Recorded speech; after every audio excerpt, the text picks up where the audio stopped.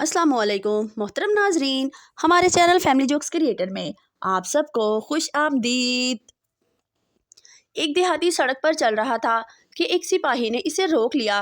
तुम्हारा इसम शरीफ? देहाती चुप रहा। सिपाही फिर बोला, तुम्हारा इसम शरीफ क्या है? देहाती ने डरते डरते कहा, जनाब इसम शरीफ तो मुझको याद नहीं, अगर कहें तो दरूद शरीफ सुना देता हूँ। मौजूदा दौर में घर को चोर डाकुओं से महफूज बनाने के लिए वाईफाई का होना बहुत ज़रूरी है, ताकि एक दो बंदे सारी रात जागते रहें। लोग नारान का खान मरी कश्मीर जा रहे हैं और एक मैं किचन से बेडरूम, बेडरूम से बाथरूम जा रही हूँ।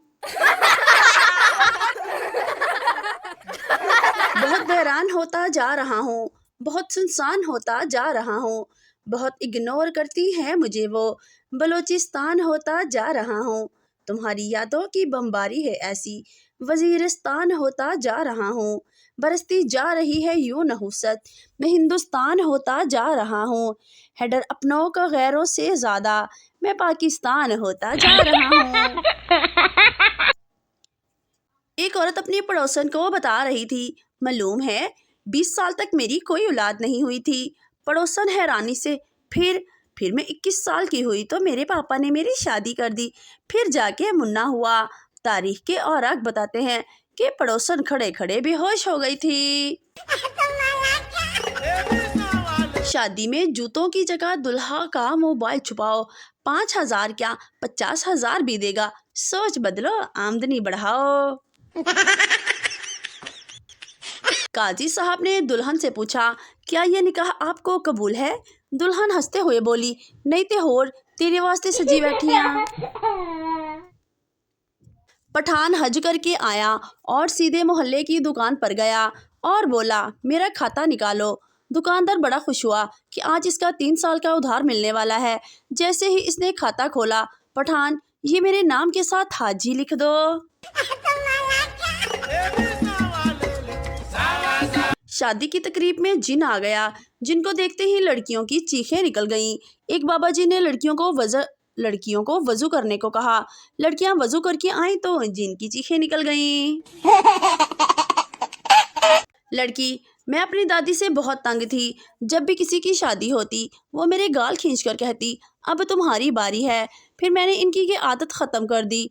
दोस्त, वो कैसे? लड़की, जब भी किसी का इंतकाल हो जाता तो मैं भी इनके गाल खींचकर कहती, दादी अब तुम्हारी बारी है। जब कोई लड़की घर से भागने की धमकी दे तो इसको गंजा कर दे।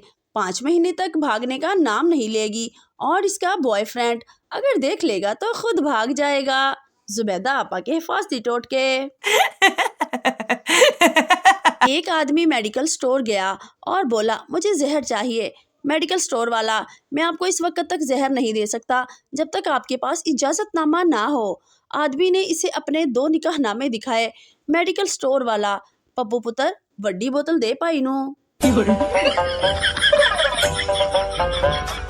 एक सरदार ने गली के कोने पर कूड़ा फेंक दिया। थोड़ी देर बाद घूम फिर कर गली में आया तो मोहल्ले वाले आपस में लड़ रहे थे कि कूड़ा किसने फेंका। एक शख्स ने गुस्से से कहा, फेंका होगा किसी कुत्ते के बच्चे ने। सरदार साइड पर जाकर बहुत हंसा और बोला, कूड़ा मैंने फेंका और नाम कुत्ते के बच्चे का लग गया।